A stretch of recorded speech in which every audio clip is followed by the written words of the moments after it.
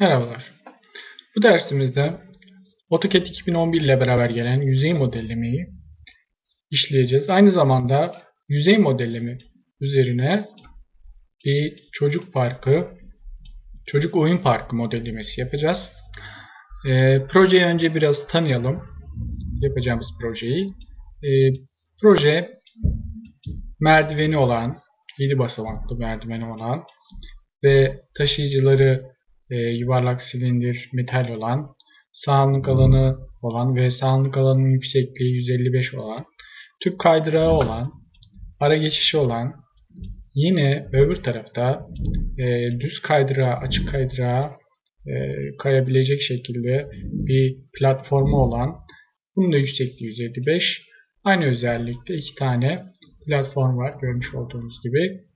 Bu platform üzerinden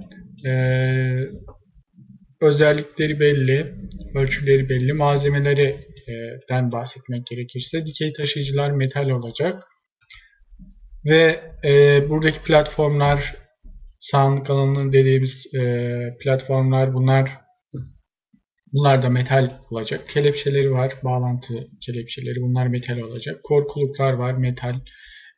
Tabi buradaki basamaklar, bunlar da metal olacak. Ara tüp geçiş plastik malzeme ve tüp kaydırakta plastik malzemeden olacak. Açık kaydırakta yine aynı şekilde plastik malzemeden olacak.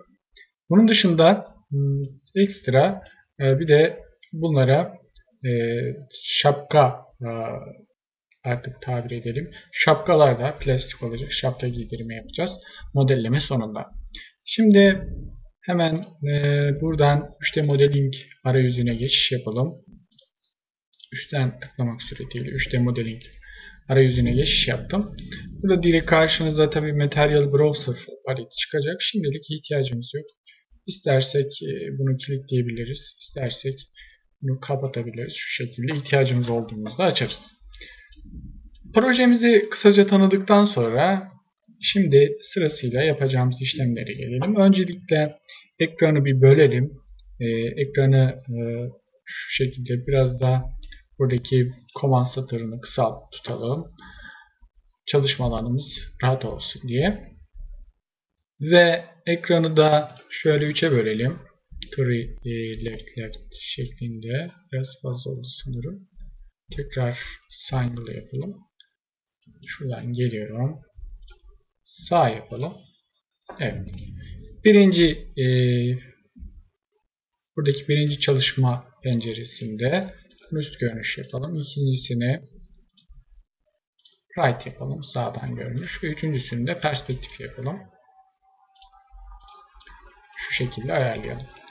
Bu ayarlamaları yaptıktan sonra önce platformu modelleyeceğiz. Platformu seçelim. Buradaki iki platform var. İkisini seçelim. Ve bunun dışındaki projeleri, bunun dışındaki çizimleri gizleyelim. Bu gizleme işleminden sonra Surface'e geliyorum. Surface'ten öncelikle buradaki yüzeyleri ne yapacağım? Bu platforma yükseklik kazandıracağım. Tabi burada kullanacağım komut direkt extrude olmamalı arkadaşlar. Direkt ilk önce yüzeyi şu anda çizgilerden ibaret. Bunu bir planar yani yüzey haline getirmem lazım. Bu işlem için planar komutuna tıklıyorum. Normalde planar komutuyla arkadaşlar şu andaki hali şu şekilde çizimler yapabilirsiniz. Bu arada View kısmına tıklayalım ve burada Visual Style aracı var. Paleti var. Onu da açalım. Şuradaki pencere renkli olsun. Evet. Boyalı bir şey.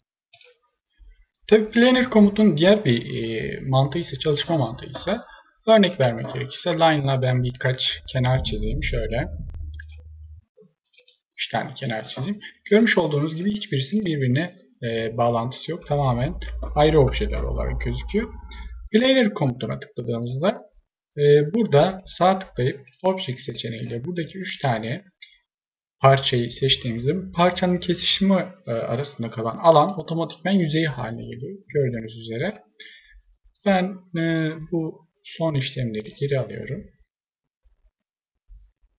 Evet, şunları şu şekilde geri aldıktan sonra Şimdi Planer komutuma tıklıyorum ve Planer komutundan sağ tıklayıp Object seçeneğini kullanıyorum ve buradaki iki tane platformu seçtikten sonra bunları obje yüzey haline getiriyorum. Bu arada Visual Style'den tekrar buna tıkladım. Yüzey haline getirelim.